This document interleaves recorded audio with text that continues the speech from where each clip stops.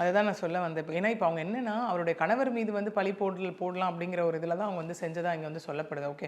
சொன்ன மாரி இன்னைக்கு எவ்வளவோ பேர் அந்த மாரி பிடிக்கல அப்படின்னா என்ன ஆகுதுன்னா, கணவர்கிட்ட குழந்தைய விட்டுட்டு போன கேஸஸும் இருக்கு இந்த இடத்துல. இல்லையா, அப்பா, அம்மா குழந்தைய வளர்த்துக்கிறாங்க. நான் வந்து என் லைஃப்ப லீட் பண்றேன் அப்படின்னு சொன்னதா இருக்கட்டும். இல்ல to and like extreme worst கேஸ்ல ஆசிரமம் எவ்வளவோ இருக்கு. ஓகே. ஏன்னா நமக்கு மூவிலலாம் நட்சத்திரம் நடக்கிறதா காட்டுறாங்க. குழந்தைய அங்க கொண்டு போய் விட்டுட்டு நீங்க போயிருக்கலாம். அதுக்காக ஒரு உயிரை கொன்னுட்டு ஏன்னா இதுதான் எப்படின்னா to and like core of saddest behaviour. எனக்கு தடங்கல் யாரு? என்னோட எக்ஸ்ட்ரா மேரிட்டல் அஃபேருக்கு எனக்கு தடங்கல் யாரு? என்னோட ஹஸ்பண்டா? ஓகே. இதே நம்ம வந்து முன்னாடி அந்த நார்த்தில் நடந்த கேசஸ் எல்லாமே பார்த்துருக்கோம் இல்லையா? அதை ட்ரம்குள்ளே இது பண்ணது. ஓகே. இது இன்னும் வர்ஸ்ட் கேஸ் சந்தேகப்பட்டு வந்து வெட்டுறது அந்த மாதிரியான கேசஸும் நம்ம நிறைய பார்த்துருக்கோம் இல்லையா?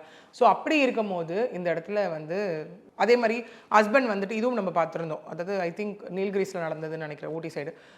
தன்னோட ஹஸ்பண்ட் வந்து எப்போ பார்த்தாலும் நீ ஏன் ஃபோன் வச்சிருக்கேன்னு கேட்டதுனால அவர் முகத்தில் வந்து திண்ணர் ஊற்றி கொளுத்துனது அதுவும் நம்ம பேசியிருக்கோம். ஓகே. இது எப்படி ஆகிடுதுன்னா, நீ தானே எனக்கு தடங்களாக இருக்க. ஓகே. அப்போ நான் உன்னை வந்து ஒன்று கொலை பண்ணிவிடுவேன். இல்லையா, என்னோட லைஃப்பை நான் அடையிறதுக்கு என்ன தடங்களாக இருக்குது? குழந்தை. அப்போது எனக்கு யாருமே வேணாம், எனக்கு தடங்களாக இருக்கவங்க அப்படிங்கிற ஒரு அது என்ன மாதிரியான ஒரு மைண்ட் செட், என்ன மாதிரியான ஒரு பிஹேவியர்னு கூட நம்மளால டிஃபைன் பண்ண முடியல இங்கே.